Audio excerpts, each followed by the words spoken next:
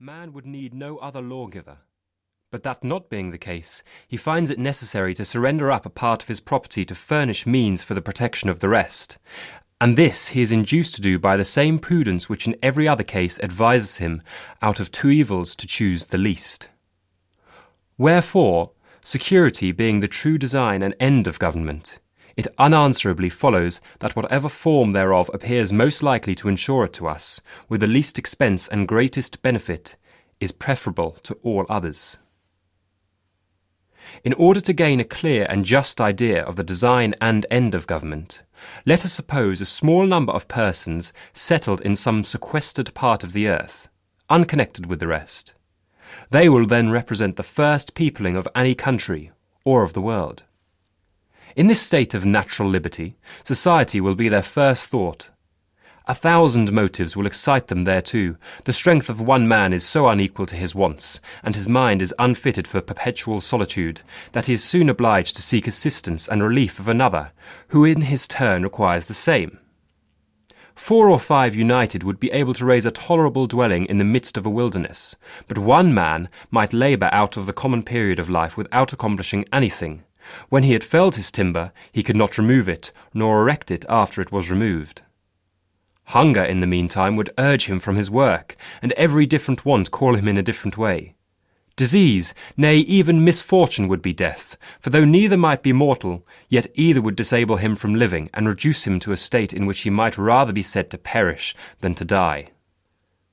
This necessity, like a gravitating power, would soon form our newly arrived emigrants into society, the reciprocal blessing of which would supersede and render the obligations of law and government unnecessary while they remained perfectly just to each other. But as nothing but heaven is impregnable to vice, it will unavoidably happen that in proportion as they surmount the first difficulties of emigration, which bound them together in a common cause, they will begin to relax in their duty and attachment to each other, and this remissness will point out the necessity of establishing some form of government to supply the defect of moral virtue. Some convenient tree will afford them a state house, under the branches of which the whole colony may assemble to deliberate on public matters. It is more than probable that their first laws will have the title only of regulations, and be enforced by no other penalty than public disesteem. In this first Parliament, every man, by natural right, will have a seat. But as the colony increases, the public concerns will increase likewise, and the distance at which the members may be separated will render it too inconvenient for all of them to meet on every occasion as at first, when their number was small, their habitations near, and the public concerns few and trifling.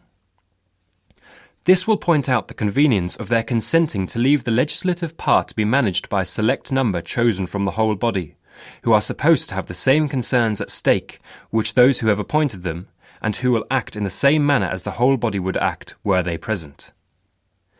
If the colony continues increasing, it will become necessary to augment the number of the representatives, and that the interest of every part of the colony may be attended to, it will be found the best to divide the whole into convenient part, each sending its proper number, and that the elected might never form to themselves an interest separate from the electors. Prudence will point out the propriety of having elections often, because as the elected might by that means return and mix again with the general body of the electors in a few months, their fidelity to the public will be secured by the prudent reflection of not making a rod for themselves. And as this frequent interchange will establish a common interest with every part of the community, they will mutually and naturally support each other, and on this, not on the unmeaning name of king, depends the strength of government and the happiness of the governed. Here then is the origin and rise of government, namely a mode rendered necessary by the inability of moral virtue to govern the world. Here too is the design and end of government, viz., freedom and security.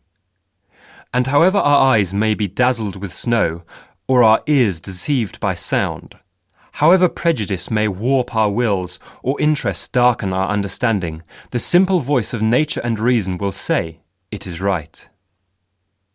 I draw my idea of the form of government from a principle in nature which no art can overturn, viz., that the more simple anything is, the less liable it is.